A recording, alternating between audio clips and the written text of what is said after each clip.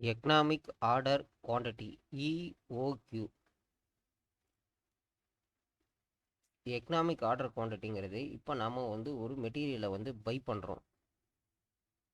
அந்த பை மட்டும் ப்ரைஸ் கிடையாது, அதை ஆர்டர் பண்ணுறதுக்கான காஸ்ட் இருக்கு இல்லையா, ப்ராசஸ் பண்ணுறது, இன்ஸ்பெக்ஷன் பண்ணுறது, ரிசீவ் பண்ணுறது, இதெல்லாம் ஒரு காஸ்ட்டு. இந்த காஸ்ட்டை வந்து இப்போது ஒரு 10 பீஸ் வாங்குகிறோம், அதுக்கு ஒரு ஆர்டர் போடுறோம். இப்போ ஒரு பீஸ் வாங்குகிறோம், அதுக்கும் அதே மாதிரி ஆர்டர் காஸ்ட் இருக்கும். அப்போ வந்து நம்ம ஒரு ஆப்டிமம் லெவலில் வாங்கணும் இல்லையா. இப்போ இந்த 10ங்கிறது அதிகமாகிடக்கூடாது. அதே மாதிரி கேரிங் காஸ்ட்டு, ஸ்டோரில் வந்து அதை மெயின்டைன் பண்ணணும் இல்லையா. கொஞ்சம் ஸ்டோரில் லாஸேஜும் இருக்கலாம். இதெல்லாம் வந்து கேரிங் காஸ்ட்டில் வந்துடும். மெயினான இந்த எக்கனாமிக் ஆர்டர் குவான்டிட்டி வந்து கேரிங் காஸ்ட்டு, ஆர்டரிங் காஸ்ட்டு, இது ரெண்டுத்தையும் வந்து ஈக்குவலைஸ் பண்ணுறது. கிராஃப்லேயே பார்த்துடலாம். இப்போ யூனிட்ஸ் ஏற ஏற ஏற ஏற கேரிங் காஸ்ட்டு லீனியராக இருக்கும். ஓகே, இதே வந்து ordering cost, number of units அதிகமாக இப்போ 1000 பீஸ் வேணும், 200 பீஸ்லேருந்து ஒரு 500 பீஸுக்கு ஒரு ஆர்டர் போடுறேன் அப்படின்னா 2 ஆர்டர் தான் தேவைப்படும் 1000 பீஸுக்கு. நம்பர் ஆஃப் யூனிட்ஸு, அந்த யூனிட்ஸோட குவான்டிட்டி அதிகமாக ஆர்டரிங் காஸ்ட்டு கம்மியாகும். பட் கேரிங் காஸ்ட்டு லீனியராக ஏறிடும் அந்த இடத்துக்கு. ஸோ நம்ம ஒரு ஆப்டிமம் லெவலில் தான் இதை மெயின்டைன் பண்ணணும். இது ரெண்டும் ஈக்குவலாக இருக்கணும், ஈக்குவலைஸாக இருக்கணும். ஓகே, இதில் வந்து கேரிங் காஸ்ட்னா என்னென்னு பார்த்துருவோம், ஆர்டரிங் காஸ்ட்னா என்ன பார்த்துருவோம். Material store and maintenance cost carrying cost.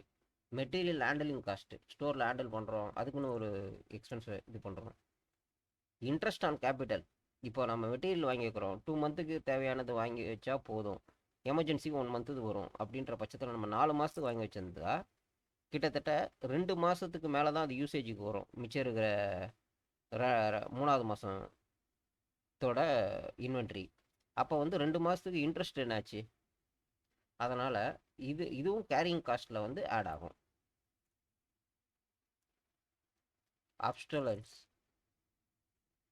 ஃபில்ஃப்ரேஜ், wastage, rent, godown rent, insurance, storage cost, இந்த காஸ்ட்டு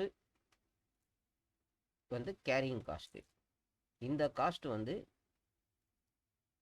எவ்வளோக்கு எவ்வளோ யூனிட்ஸை குறைக்கிறோமோ கம்மியாக இருக்கும், எவ்வளோக்கு எவ்வளோ யூனிட்ஸ் ஏறுதோ அதிகமாக இருக்கும். அதாவது நம்பர் ஆஃப் யூனிட்ஸு ஏறுறப்போ அதிகமாக இருக்கும். இங்கே வந்து நம்பர் ஆஃப் யூனிட்ஸு ஏறுறப்போ ஆர்டரிங் காஸ்ட்டு குறையும், இங்கே வந்து கேரியிங் காஸ்ட்டு ஏறும். இது ரெண்டுமே இன்வெர்ஸ்லி ப்ரொபோஷனல் தான். யூனிட்ஸை கம்பேர் பண்ணுறப்போ நம்பர் ஆஃப் யூனிட்ஸை வந்து அதிகமானால் இது இந்த பக்கம் அதிகமாகிடும், கம்மியானால் இது கம்மியாகும், ஆனால் இது அதிகமாகிடும். அப்போ வந்து ஒரு ஆப்டிமம் பாயிண்ட்டை வந்து நம்ம ஃபிக்ஸ் பண்ணணும். இதுதான் எக்கனாமிக் ஆர்டர் குவான்டிட்டி. ஒரே ஒரு ஃபார்முலா மட்டும் இருக்குது, இன்னும் ஃபார்முலா இருக்குது வேரியபிள்ஸாக, பட் ஓகே, இந்த ஒரு ஃபார்முலா போதும், ப்ராப்ளத்தில் வரப்போ பார்த்துக்கலாம். √2AB divided by CS. ஏங்கிறது ஆனுவல் கன்சப்ஷனை கணக்கு போட்டு வாங்க போகிறோம்.